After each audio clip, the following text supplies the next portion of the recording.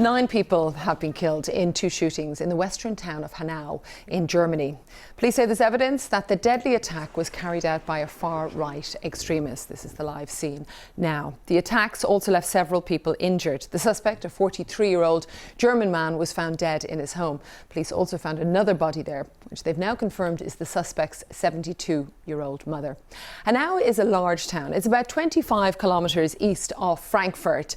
At around 10 p.m. local time on Wednesday night, the gunman opened fire at 2 shisha bars that were in Hanau. First at the Midnight Shisha Bar before moving across to the Arena Bar and Cafe. This is in the Kesselstadt neighbourhood, where he continued his attack. Detectives believe no one else was involved. Martin Newman has more. The immediate aftermath. Police and ambulances descend on the centre of this small town in the middle of the night. Moments earlier, gunmen targeted a shisha bar in the town centre, a traditional Middle Eastern establishment for smoking flavoured tobacco. I heard a loud shooting. Bang, bang, bang. 5 seconds later, everybody, the person run, scream, and much panic. 3 people were killed, many more were wounded. Ich habe einen Anruf bekommen vom Kollegen. I got a call from a colleague that there had been a shooting attack here at the kiosk, so I came straight here. Then I heard my father was affected and my little brother. They run the kiosk.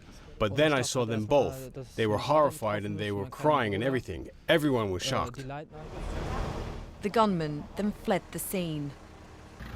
There's a heavily armed police presence and an understandable feeling of fear amongst residents, with authorities urging anyone who has any information about the attack to come forward. Martin Newman, BBC News. Thanks to Marta. Well, let's go live now to Michaela Kufner, who is a correspondent for the German broadcaster Deutsche Welle.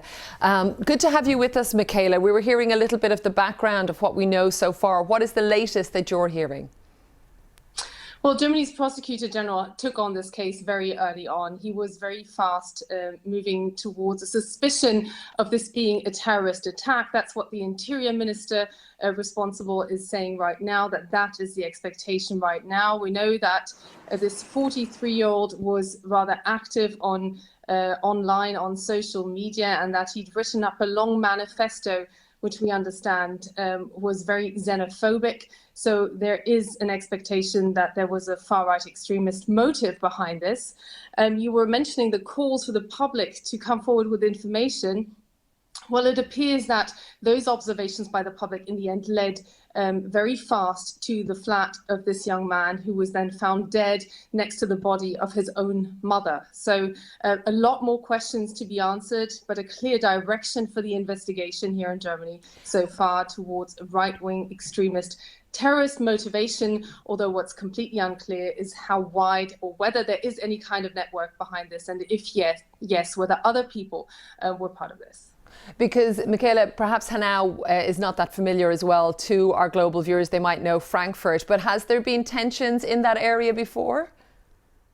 Actually, Hanau is known as a very kind of multicultural area just outside of Frankfurt, which also is an international hub. So it's not known as being particularly actually, frankly, hardly anybody in Germany really knows Hanau itself. It's kind of a rather small community, and it's all the more shocking to the inhabitants there.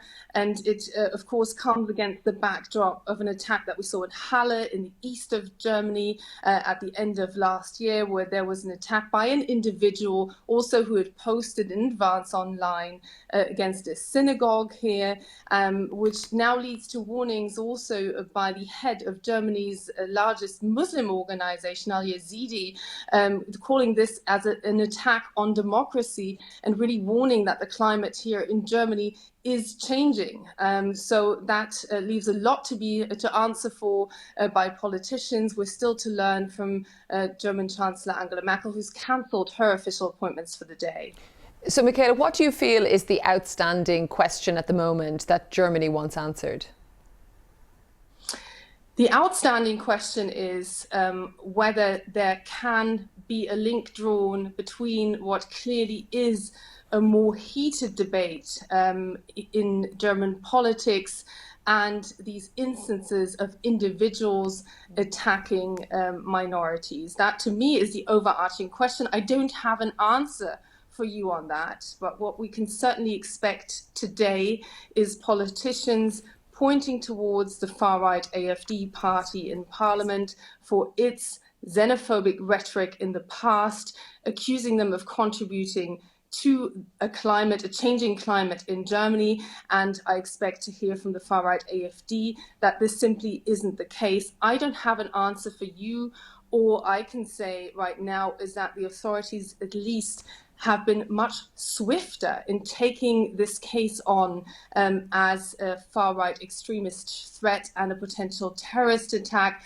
I'm speaking as someone who covered the NSU terror trials, where a right-wing extremist group for more than a decade was able to just shoot people in the street at point-blank range with a migratory background. So at least authorities are much more sensitive towards far-right extremist motives here in Germany. Michaela Kufner, thank you so much. Speaking to us from Berlin, but you are seeing the pictures there. That is Hanau, where the incident took place.